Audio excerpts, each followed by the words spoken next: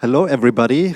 Welcome to our talk about our deep dive into the release engineering subproject of the Sig Release.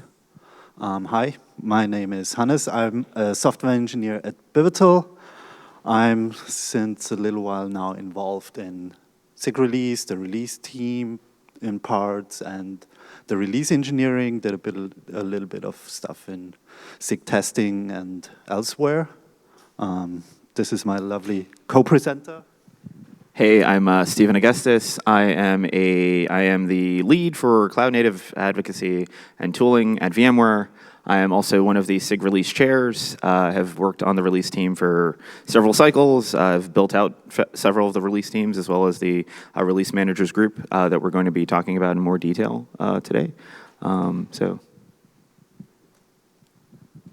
Good. What are we talking about? We will talk about why we even need the release engineering subproject, what happened in the last couple of months, what we did there, and what will happen in the next couple of months. What are our plans?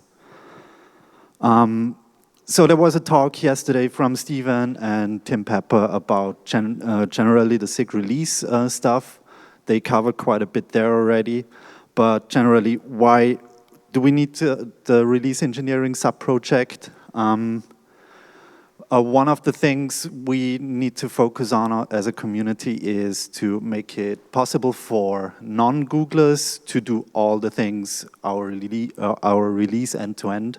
This is currently not yet the case, but we are working on it. You might know historically Kubernetes is or comes out of Google, and a lot of stuff, a lot of infrastructure, a lot of processes are still basically inside Google's firewalls. And yeah, we need to change that so the community has end-to-end, can do the release end-to-end. Also, of course, we want to make the release process better, easier, and safer. We accumulated quite some technical debt there in the last couple of years, I would say. And yeah, we need to clean that up. Of course, yeah, we need to make it, or we want to make it safer and more maintainable. And I'm not only talking about maintainable code or something like that, but we want to iterate on our processes and generally on all the things involved, how we do a release. Yeah, we need to figure out how we want to build and then publish artifacts like our tarballs, our images, our packages in or on community-owned infrastructure. And yeah, we also, as part of the release process, might want to introduce new features. For example, signing our artifacts so that people can actually check if the artifacts they pulled down are the ones we released. And one of the other things we care quite a bit about is make it easier to bring on new people to the release team, to any part of the release process. Quite some work also went into there and will continue go into there. So what happened in the last couple of months? A lot. One of the most important things is quite a lot of new people came in to help out in all things release engineering.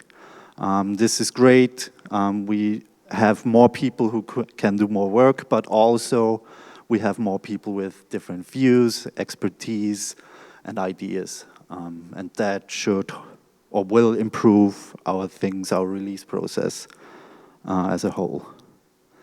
We also worked on some tech stuff and processes. We did a couple of tweaks for the release process to capture what is actually going on. You might not really see it that well, but we are now tracking how long different stages of the release process took, how was the state of the world when we started cutting the thing and things like that. We are now capturing and tracking this for each and every release we cut, so you can check where we are at and what happened and can compare it to I don't know, the last release, if things have improved or not. So Hannes is being a little shy, but this tool, so the new template for, so that's essentially on the left-hand side is the release cut template. So we've recently modified that so you can track, even if, as someone who's not a release manager, all of the logs for the GCB runs that we have, the staging and release process, as well as the locations of the notifications that we send to Kubernetes dev, as well as Kubernetes announce when a pre-release or an actual release of Kubernetes comes out. On the right-hand side, you're going to see the basically a nice little comment that is the test grid dashboard includes. Basically, what we do is we scan for failing tests before we cut the release, right? So we get an idea of what tests are commonly failing. This allows us to start building patterns around, are there specific SIGs, are there specific kinds of tests that consistently have failures? And what you're seeing is actually, a snippet from test grid, but it's also built on a tool. The scraping of that snippet is done by a tool that Hannes created called Test Grid Shot that lives in our Kubernetes release repo. So I wanted to make sure that he shouted himself out for that. Cool, thanks. But also we invested a little bit or quite a lot actually, on documenting all the different roles we have as part of a release, as part of actually cutting the release. You will be able to download the slides later and have the links at hand. Next off.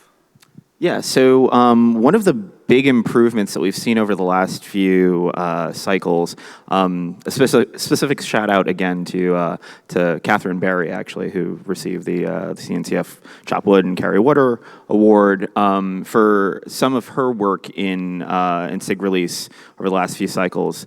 She came onto the release team as a test infra shadow, was it? Shadow at the time? Yeah, and said, this role needs to go away. I'm going to automate so much of it that it doesn't need to exist anymore, and spent a cycle doing just that. So one of the tools that we've been working on is the image builder, and again, this is a tool that Catherine mostly wrote.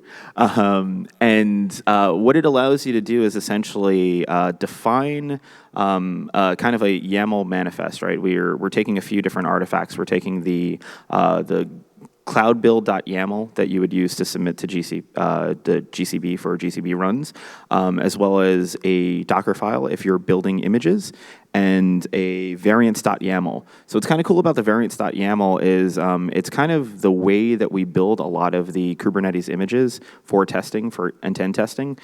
So if anyone is familiar with some of the end-to-end test runs, the scenarios that we build out within test infra, so that's test infra /scenarios /Kubernetes EDE.py, right? So in defining the variants file, what you get to do is specify a bunch of different variants for the way that your image is supposed to behave. So you can essentially parameterize a few things, like say you're building Kubernetes. So I might want to change the Golang image, or I might want to version, or I might want to change the Bazel version that we're using to do test runs, or what have you, right? So this tool, image builder, that was written, it's kind of I noticed that it was going to be generally useful for image builds. So we have something called Gcb Manager that we use in the release engineering portion of the project. Gcb Manager is essentially some bash sugar around Anago, which is more scripty doodads. It's a 1,800-line bash script is what we use to release Kubernetes. So GCB Manager is essentially just meant to provide the substitutions that we need for a Google Cloud build run. So I saw that Catherine was building out this tool, and I was like, wait, this is generally useful to the release engineering side too. Why don't we tweak it a little bit, right? So now that tool can run arbitrary builds of arbitrary Google Cloud builds. It always feels weird to say GCB builds, Google Cloud builds, runs. But anyhow, the tasks. Let's go with tasks. So we've gotten to the point where kind of in the background, I'm working on building out our build, staging, and release process within the CNCF infrastructure as opposed to the Google infrastructure. And this tool has been kind of key to being able to enable some of that work. We're also going to see across the project more people will start to leverage this tool. Cluster API already uses Builder to automatically push images for their repos on post-submit. So what I would like to have is a periodic job that runs stages and builds for Kubernetes running in the background. So this moves us a little closer to getting nightly builds, right? Getting nightly builds, getting nightly packages, artifacts, what have you.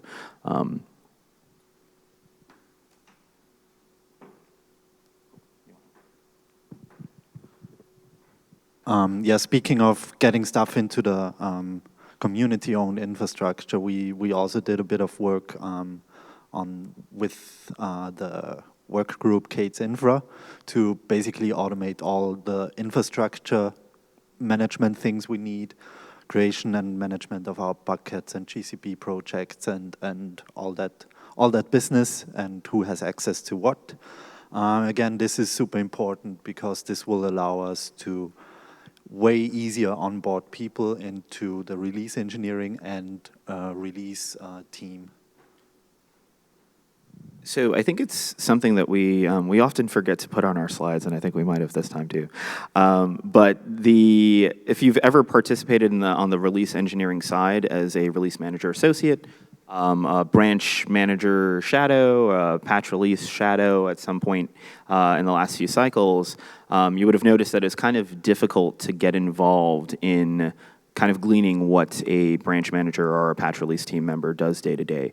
And the reason behind that is that it's essentially us giving away the keys to the kingdom, right? The way that our GCB projects were configured, one, they're Google projects, so we have limited access in what we can delegate away to people, and two is a shadow may be new to the community altogether, right? So we wanted to try to build a process that would allow us to have shadows build trust across time, and having some of the work that working group Kate's Infra has done in terms of group management and bucket management, as well as getting access, getting owner access to the GCP projects that exist today on the Google side, have allowed us to build IAM roles, viewer only roles for some of these shadows, so that they can actually glean the logs and learn what we're doing day to day. So it's really big. Like we've moved the release management group into, so it's now release managers at Kubernetes.io,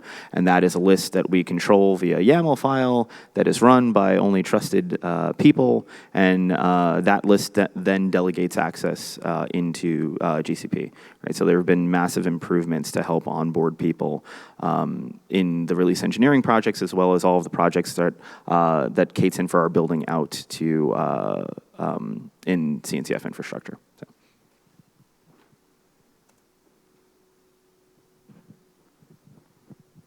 Another thing we finally started caring more about is how we build our packages, and in future also how we distribute them. So what happened in the last couple of months was we kind of unified the way we do this. We built the RPMs and the Debian packages. It's not fully unified yet, but we made the first steps in that direction. Anybody can run that thing on their laptops. It's containerized. It also runs on a schedule to test if things still work and certain packages can be installed. This is all powered by Prow, which gives us all the nice things, like we can inspect the logs, we have the results in test grid and all that business. The big part. Stephen already hinted to it. There are a couple of scripts in the repo Kubernetes/release. One of the main scripts is Anago, which basically does most of the things. with its 1,800 lines of weird bash script, sourcing other 3 libraries which are depending on each other with another, I don't know, 1,500 lines of sweet bash. We have another couple of scripts which do different things, and all in all, that pile of bash is not really maintainable. It's super hard to change, and we want to change that. So say hi to Krell.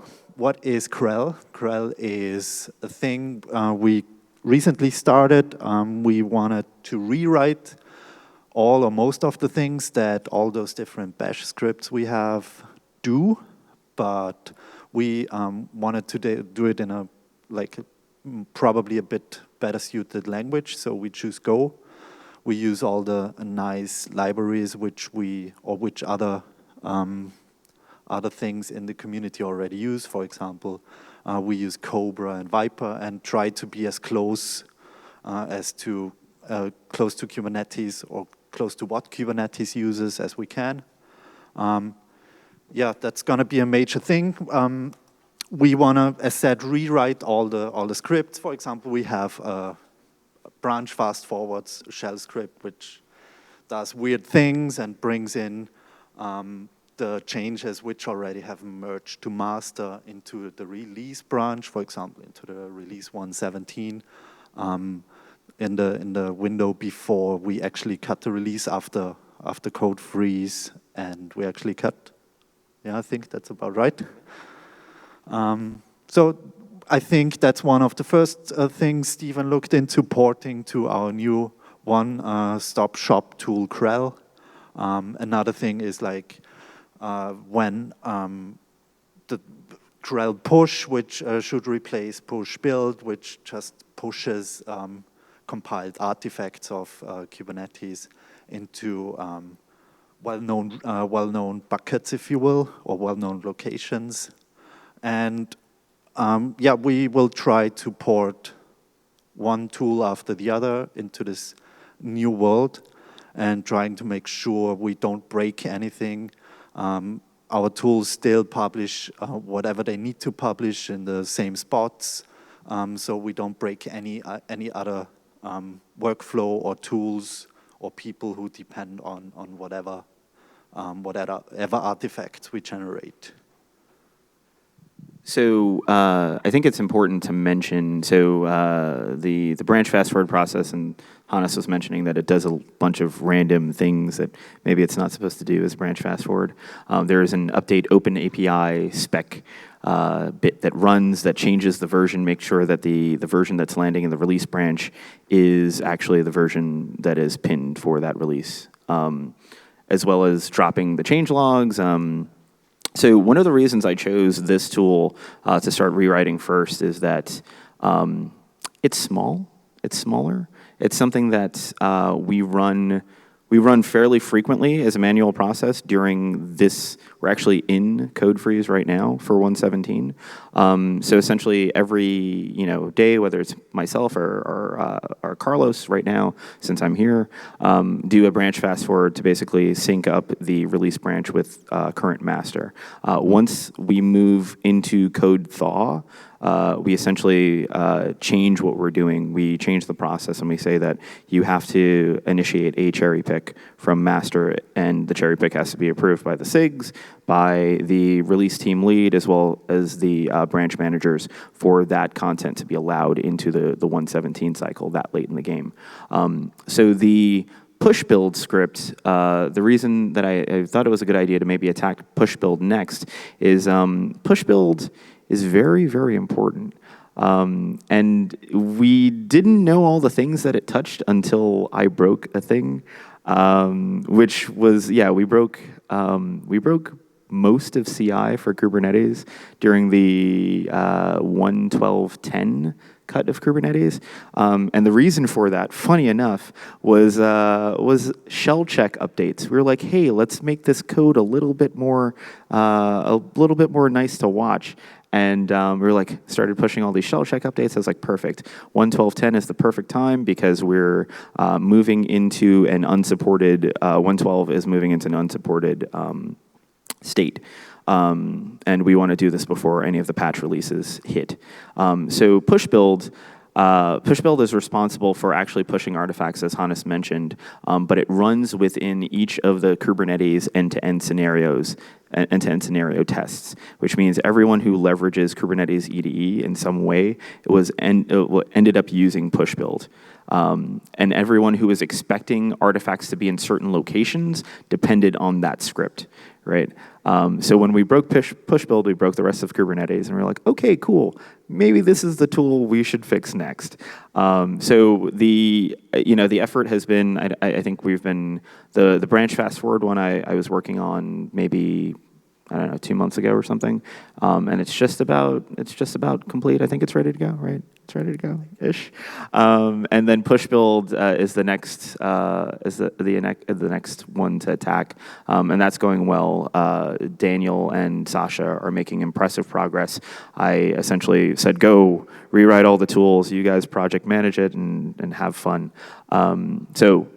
It's really nice to see, because these tools are representative of 3+ years of technical debt within the Kubernetes project. These are kind of tools that we don't touch them because things could break, and then we proved that things will break as a result of them, and we're like, okay, we know exactly what breaks, we've documented it, now we can go about fixing it. So. And another cool thing that we try to get at with Krell is, or another couple of cool things is, actually first we try to test the thing actually, which turns out to be a bit easier if you have somewhat proper Go code versus some weird bash script. The first goal is to get all the functionality we have in our scripts in Krell. But another goal is make it as easy as possible to run those things as part of a pipeline or some automation. So make them sharp tools which we can automatically run, not depending on me pushing buttons or Steven or whoever. And iteration by iteration, just get into a better world where we feel more comfortable with whatever we released. So for the outlook, what's going to happen next in the next couple of weeks or months? I guess, again, a lot. Even more so that we now have way more people interested in the release engineering part. Oops. I guess probably what we will see is that we eventually will host our Debian and RPM packages on community infrastructure, and hopefully also be able to properly sign them.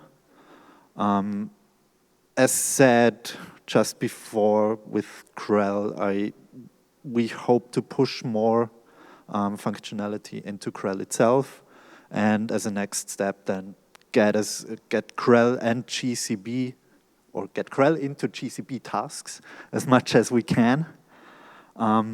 For the generation of the packages, Steven has a tool, has started working on the tool called QPKG, which might end up being a relatively flexible and not so much bound to the Kubernetes weirdness tool, and maybe other people can use that then too to bake their packages. That's one.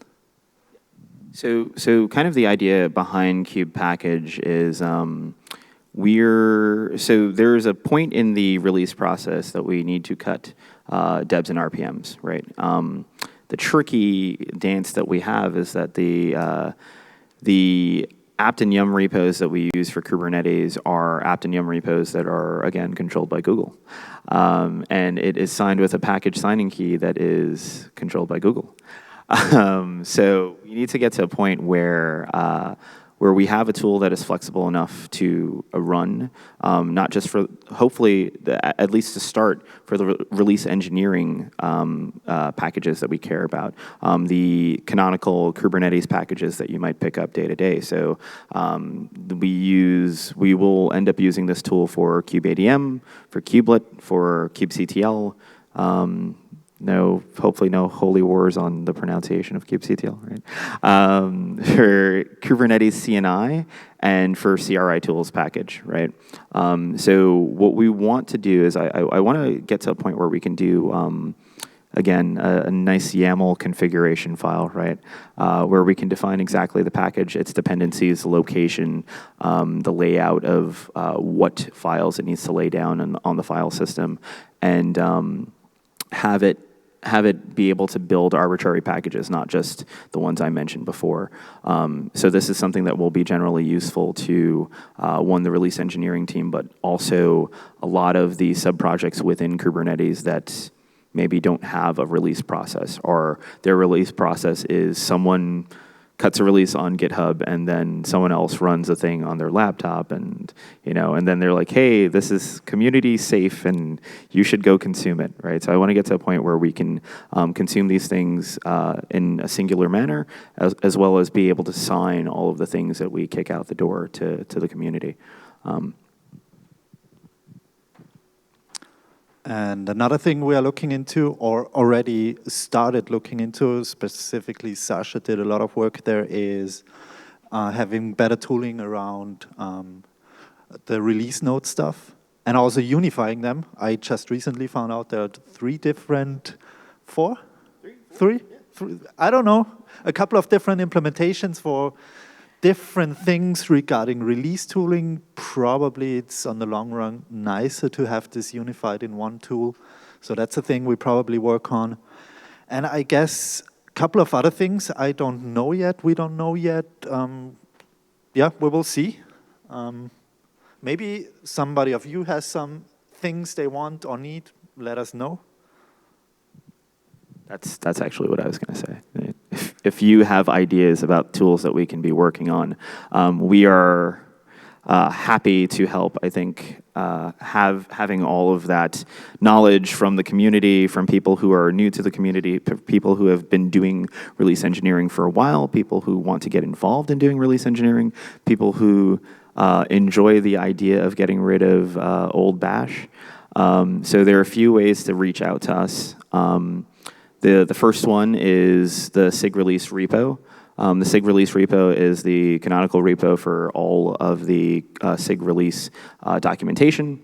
So go there, check it out. You can read the handbooks within, it's Sig Release, Release Engineering, and then handbooks. You can read the handbooks for the branch managers, the patch release team, the build admins, the way we do packaging, all of the neat tips that we give each other to, like, hey, you've got to do this thing before you do that, or it'll break this.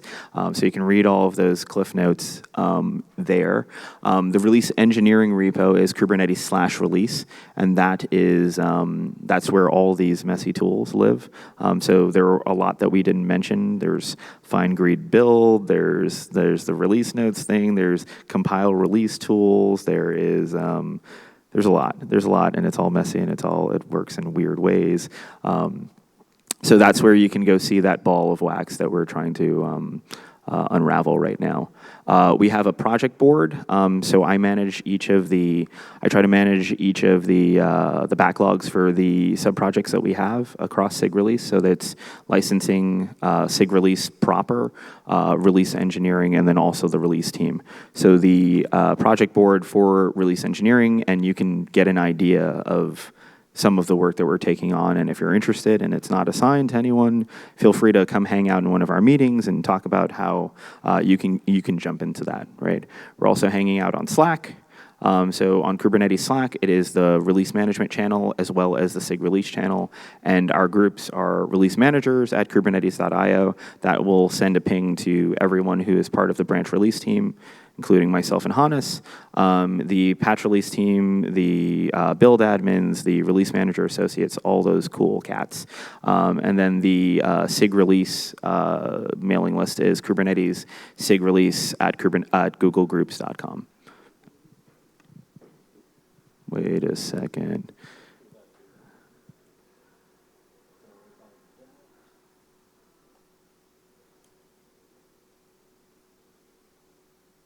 Cool. All right. And and this is how to contact us. That is my purpose-built email address for Kubernetes-specific stuff. I'm at Just Augustus on Slack and GitHub. This is Slack, this Kubernetes Slack, this is CNCF Slack, and Stephen Augustus on Twitter. Yeah, same goes for me. You will be able to download the slides. I'm Hannes. You see my email. I'm HHORL in the Kubernetes Slack and Hogan on GitHub. So with that, I think we're pretty much done, and would be happy to answer any questions or feedback or whatever you want to say. So I can run around the room if people get my cardio in before. Okay. So it's not a question, more of a feedback. As a release engineer myself, I'm seeing a lot of pain you guys face that I face also, like unifying, removing bashes and stuff like that. What I would like to see, ideally, of course, is to think about how this can be useful for any kind of project and not only Kubernetes itself, so that we can work together or stuff like that, like building, signing stuff. Absolutely. So what I would love to see these tools be is generally useful for Kubernetes. The ones that we specifically call kube something, we kind of only expect it to be used on the Kubernetes realm. But we do want to build processes around the tools that we use, the way that we build things, the way that we deploy. And I think that the feedback from release engineers like you is going to be massively helpful. So come on down, come hang out with us, and we'll figure it out together.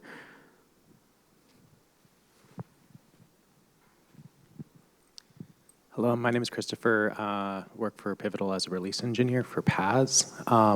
My question is, what are the personas of the users that the release SIG is supporting? So have we done like some research to like understand either like with personas or like jobs to be done to understand who are we serving? Like. So we actually, we recently, I think earlier in the year, or earlier last year now, wow, long time, did a SIG PM survey, as well as an LTS survey to find out. So the LTS survey was kind of under the guise of figuring out if long-term support is even a good idea for the project. Within that survey, which we can share the results somewhere, right? Within that survey includes a bunch of the different personas that we're targeting, right? So vendors and, so actual consumers, hobbyists of Kubernetes, and talking about things like, well, how long would you want support? Or what are the reasons that you do and don't upgrade? Have you ever consumed our pre-releases? And the answer is often no. I put up a Twitter poll and asked people, hey, so if you consume pre-releases, are they alphas, betas, RCs? Like, what's your risk tolerance for doing that? And then, the final one, of course, is I didn't even know these existed, right? And 55% of the people who voted on that said, I didn't even know they existed, right? So I think it's, part of it is really publicizing that these are the things that we're working on day to day, and caring about those personas. So we do care. We have been doing work around that, yeah. Thank you.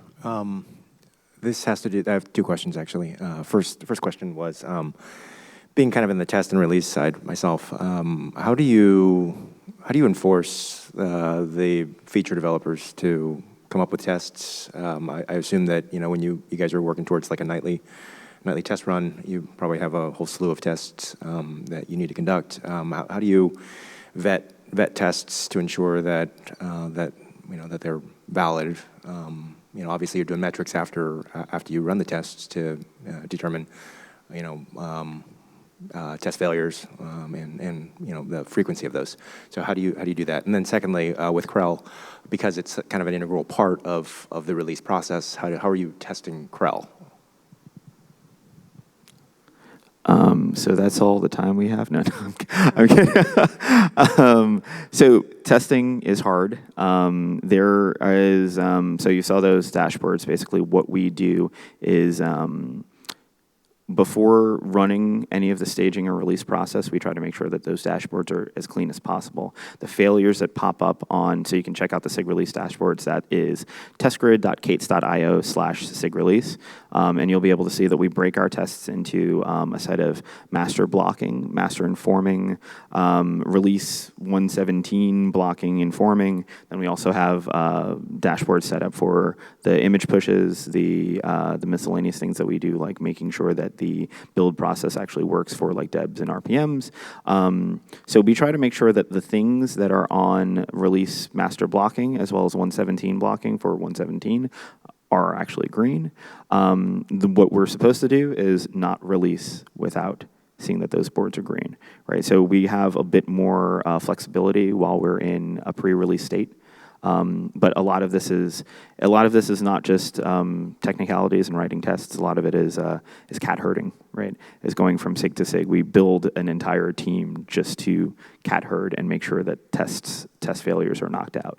On the Krell side, it's increasingly difficult to do any bash testing or assume that someone has experience doing bash testing, whether it's using bats or building out your own scaffolds for this stuff. So this was like this kind of built the urgency around writing a tool in a language that was fairly easily testable, right? So I think we're in that alpha phase where like, oh my God, can we just make it work? And we're so I'm good at the let's make it work, and I have a lot of people who are good at the well, before we use this has got to be really well tested. So I kind of like laying down an idea. So Krell and the Krell fast forward, I was like, let's just try it. Let's see if we can do this. And I essentially handed that project off to Hannes and not Hannes, but Sasha and Daniel, who are on the release manager associates team to project manage that. So coming soon. Also, now that we have more ownership of community-controlled infrastructure, we also have ways to provision like staging buckets or whatever test infrastructure, which will never see any like customer or user of our things. But that's a way where I could imagine we could test end-to-end the release process by checking which assets are there or not there, which artifacts came out at the end of the pipeline or not. So I'm going to say we have time for one more before we wrap up, if anyone wants to jump in.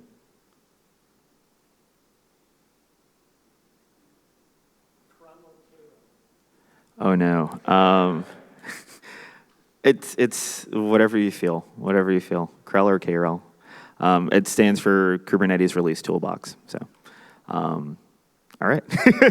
Thank you so much for attending the session. I hope that you enjoy the rest of KubeCon, that you take a little time to provide us some feedback on what we can improve on, as well as feel free to join us in the community, and let's work together to build this stuff out.